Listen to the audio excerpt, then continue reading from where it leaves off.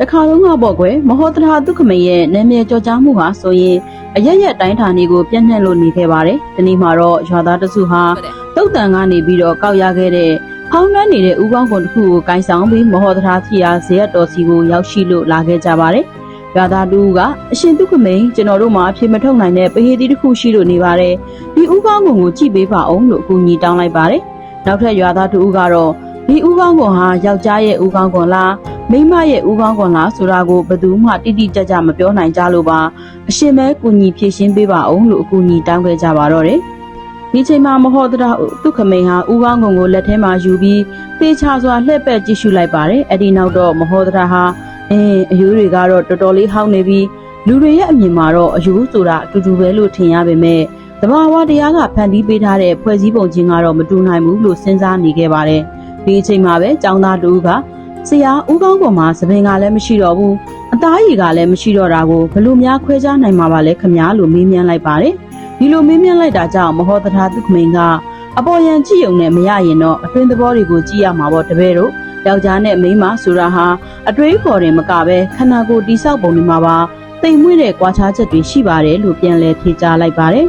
အဲ့ဒီနောက်တော့မဟောတရာဒုက္ခမိန်ဟာဦးကောင်းဆက်ကြောင်းတွေကိုလက်နဲ့တေချာပုတ်တက်ကြည့်လိုက်ပြီးကဲအားလုံးပဲတေချာကြည့်ကြဒီဦးကောင်းကွင်ရဲ့အဆက်ကြောင်းတွေကိုကြည့်လိုက်ရင်ယောက်ျားရဲ့ဦးကောင်းကွန်ဟာအဆက်ကြောင်းတွေကကောက်ကောက်ကွေးကွေးနဲ့ရှုပ်ထွေးနေတတ်တယ်။မိန်းမရဲ့ဦးကောင်းကွန်ကတော့ဆက်ကြောင်းတွေဟာဖြောင့်တန်းနေတဲ့သဘောရှိတယ်လို့ပြောကြားလိုက်တာကြောင့်ရွာသားတွေကအံ့ဩသွားပြီးတော့အော်ဒါဆိုရင်ဒါကဘာဦးကောင်းကွန်မှလဲအရှင်ဒုက္ခမိန်လို့ပြန်လည်မေးလျှောက်လိုက်ပါတယ်။ဒီလိုမေးလျှောက်လိုက်ချိန်မှာမဟောတရာဒုက္ခမိန်ကဒါတွေမကသေးဘူးနောက်ထပ်တေချာတဲ့အချက်တစ်ခုရှိလို့နေသေးတယ်။ဦးကောင်းကွန်ကိုခောက်ကြည့်လိုက်ပါယောက်ျားဦးကောင်းကွန်ဟာပိုပြီးထူထဲလေးလံတယ်လို့ပဲမျက်ခုံးရိုးတွေဟာလည်းပိုပြီးထိုးထွက်နေတတ်တယ်လို့မဟောတရာဒုက္ခမိန်ကပြောကြားလိုက်ပါတယ်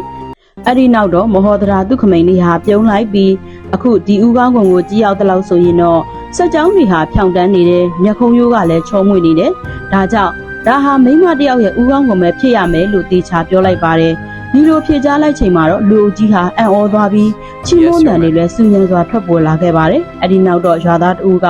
မှန်လိုက်တာအရှင်ဒုက္ခမိန်ရဲ့ကျွန်တော်တို့စုံစမ်းကြည့်ရတဲ့လောက်တော့ဒီဦးကောင်းကွန်ကိုအမျိုးသမီးတယောက်ရဲ့အုပ်ကူအဟောင်းသားကနေရှာတွေ့ခဲ့တာပါ။အရှင်ကတကယ်ကိုမျက်မြင်ကိုယ်တွေ့သိရှိတယ်လို့သိနိုင်ပါပေတယ်လို့ချီးကျူးပြောဆိုလိုက်ပါတယ်။ဒီအချိန်မှာပဲမဟောတရာဒုက္ခမိန်လေးကပြန်လည်ပြီးတော့လောကမှာဆိုရင်မမြင်ရတဲ့အမှန်တရားဆိုတာဟာမရှိပါဘူး။တေချာအကဲကပ်ထက်တဲ့မျက်လုံးရှိဖို့ပဲလိုတာပါ။အရာဝတ္ထုတိုင်းမှာဟာသူ့သက်တည်နဲ့သူစောင့်ထားတတ်စမြဲပဲဖြစ်ပါတယ်လို့ပြန်လည်ပြောကြားလိုက်ပါတယ်။မဟောတရာဒုက္ခမိန်ဟာတာမန်ရိုးကောင်းတစ်ခုကနေကြားမှခွဲခြားပြခြင်းဟာဖြင့်သူ့ရဲ့ထိုးထွင်းသိမြင်မှုစွမ်းအားကိုနောက်တစ်ကြိမ်သက်သေပြလိုက်တာပဲဖြစ်ပါတယ်။ဉာဏ်ပညာဆိုတာဟာစာအုပ်ထဲမှာရင်ရှိတာမဟုတ်ပဲပတ်ဝန်းကျင်ကအရာခတ်သိမ်းကိုအသေးစိတ်လေ့လာခြင်းကနေမြစ်ဖျားခံတယ်ဆိုတာကိုဒီဇလန်းလေးကသက်သေပြလို့နေတာပဲဖြစ်ပါတော့တယ်ရှင်။ဒီ channel လေးကနေပြီးတော့တသားမိမိတို့ဘုဟုတုတ္တရစီမဲ့ပုံမြင်လေးတွေကိုအမြဲတင်ဆက်ပေးနေမှာဖြစ်လို့ like and subscribe လုပ်ပြီးအားပေးခဲ့ပါအောင်နော်အချိန်ပေးပြီးကြည့်ရှုအားပေးကြတဲ့ပရိသတ်တိုင်းကိုလည်းကျေးဇူးအများကြီးတင်ပါတယ်ရှင်။